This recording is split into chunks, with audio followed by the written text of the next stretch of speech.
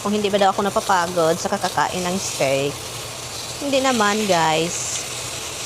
Hindi naman nakakapagod kainin ang steak kasi ano yan siya, very yummy. Lagyan natin siya ng butter. No?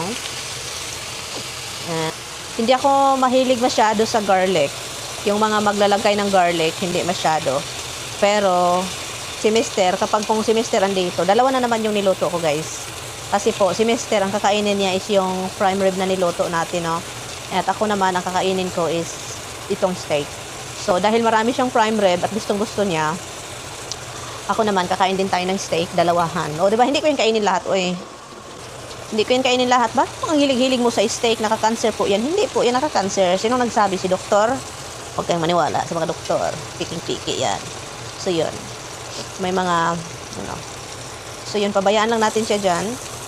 Marami din nagsasabi kung bakit palagi akong kumakain ito. And then yung sa Pilipinas, hindi ako kumakain ito. Actually, kung meron pong mga ganitong nakikita ko sa palengke or wala akong nakitang, I don't know, baka hindi lang masyado akong nag-research kung saan pwede makabili ng mga beef or steak na ganitong cut. So, hindi ako nag-research kasi kapag nasa Pilipinas ka kasi, lalo na kapag galing ka sa abroad, ang mangyayari is yung mga kinakain mo is yung mga hindi mo nakakain dito sa abroad.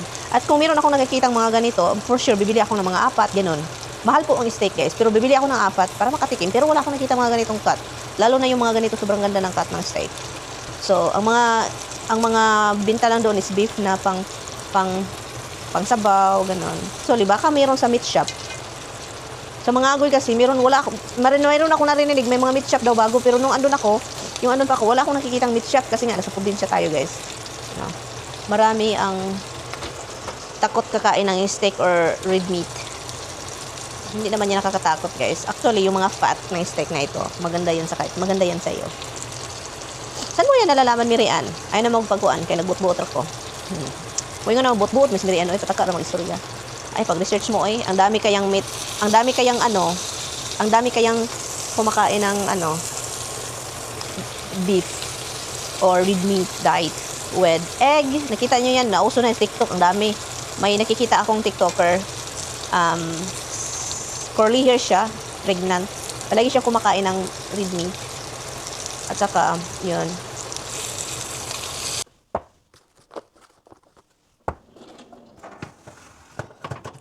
Luto na yung kanilang chicken.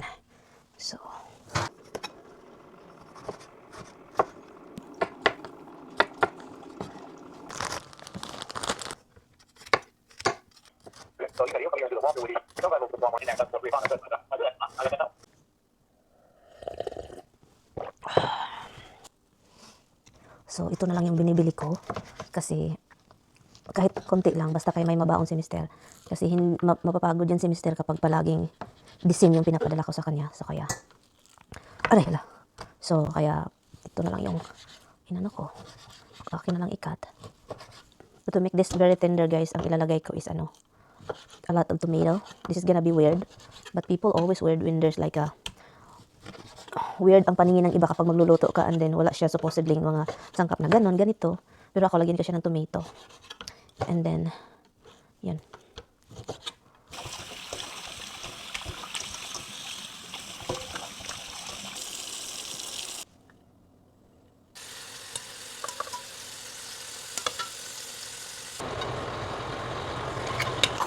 And of course, nagpapasarap sa mga cheese, sa mga burger ni Mister is yung cheese. Cheddar cheese po ito, guys. Ikat natin ng maliliit, guys. Look at it.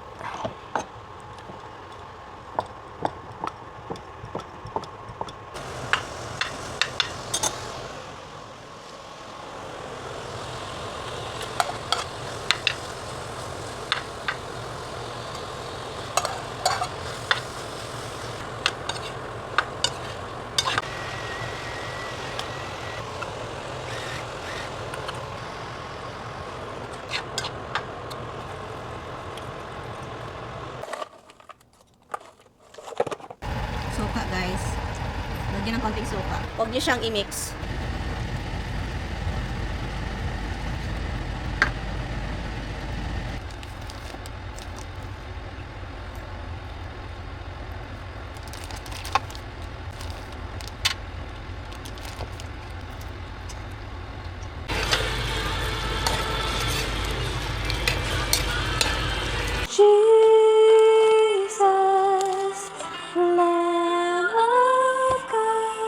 So ito na guys, gawa natin si Mister ng burger kasi guys, ito yung mga gusto talaga niyang gawin. Kakainin pala, hindi gawin. Kainin pala guys.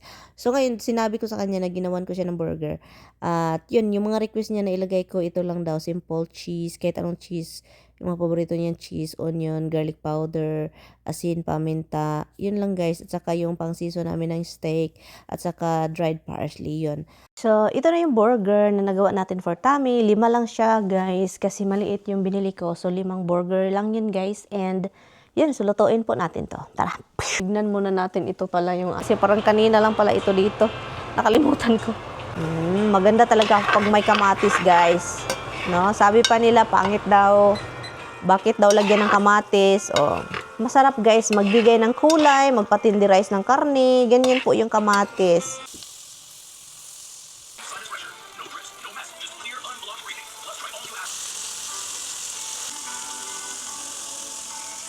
Grabe yung pagod ko ngayong araw guys at sana lang talaga masaya si Mister sa mga pinagagawa ko kasi ginawa ko ito lahat guys. Nag-shopping pagkatapos nagluto ng alam niyo na. But anyway, so sana makain po niyo to. Well, actually paborito man talaga niyo tong burger. But anyway, thank you so much guys for watching. So, natawa ako sa iba guys.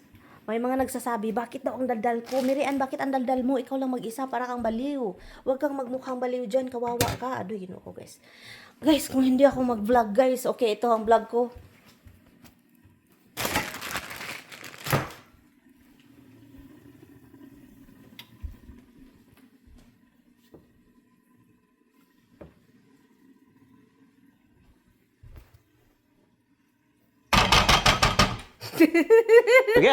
Guys, ganyan po yung mag-vlog guys. Magyaw-yaw dyan guys, no? Nakakaloka naman itong iba. Oy, magsasabi na bakit daw ang daldal ko. Bakit naman hindi ako magdaldal guys? Nagba-vlog ako, kailangan kong magsalita. Walang tao or may tao. Ganyan po yung mag-vlog. Okay? Kung nadaldalan kayo guys, ay naku, wag na lang kayong manood guys. Doon kayo manood sa mga hindi nagsasalita na nagba-vlog. Okay?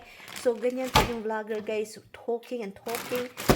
Paminsan nonsense yung mga talking, okay? So kaya wag na kayong magtaka kung ganyan po yung si Mirian kasi ganyan po yung vlogging guys. Nasanay na ako magyaw-yaw na ako lang mag-isa, no? So paminsan nga noon sa tagal-tagal ko na nag-vlog guys, no? Ang mangyayari, si Mister, may tanong ako sa kanya, akala niya nagba-vlog ako. Tanong ako ng tanong sa kanya, andi nagagalit ako kasi po, sabi ko, why you're not answering? Sabi niya, I thought you were vlogging. So kaya you're talking to yourself again. Ganyan po yan guys, ang vlogging guys. Huwag na kayong magtaka.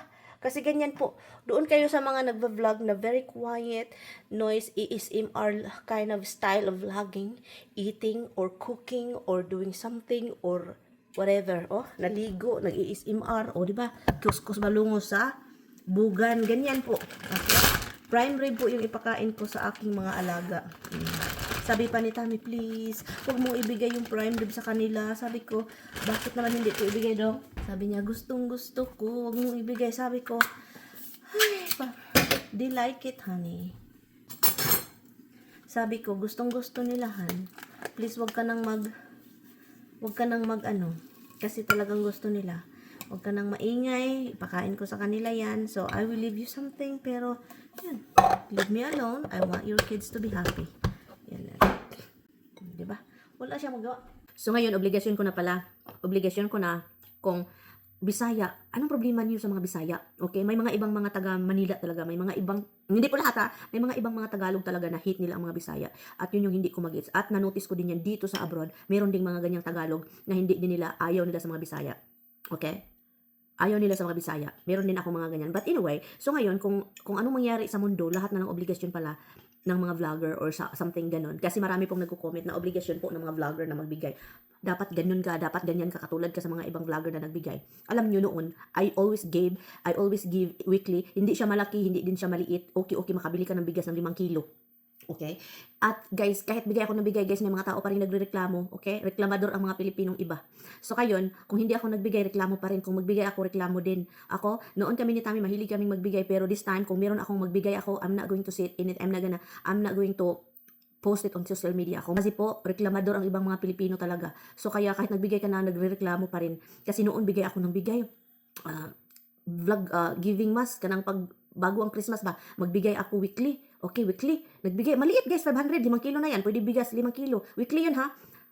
Guys, ang dami nagrereklamo guys kasi ang liit pa, pwedeng dagdagan. Yung mga ibang nanalo, magsabi pa na dagdagan mo ang mga bigay mo kasi kulang, ganyan. So after that December, in-end ko na until now, ayaw na ko na. Pero kung magbigay man ako sa future, kung meron na akong pera na pa magbigay, hindi ko na sasabihin sa social media. I'm not gonna post it on social media. Ibigay ko na lang sa kanila heartily without any like any collecting viewers or collecting subscribers or collecting followers. I will give it kasi kusang loob kong binigay. Kung ganyan yung gawin ko guys, okay, hindi na ako mag-expose pa ng mga pinagagawa ko about giving. Kasi masakit po, nagbigay ka, ang dinireklamo pa, masasabi pa, please add more because it's not enough. Kasi imagine, sabi ko talaga last na yon.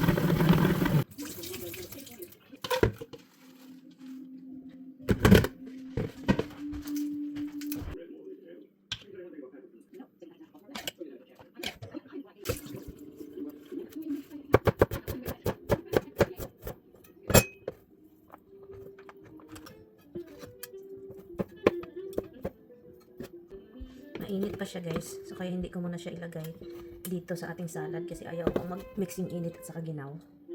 At yun. Very tasty yung pagkagawa ko ng chicken. So masarap po ito.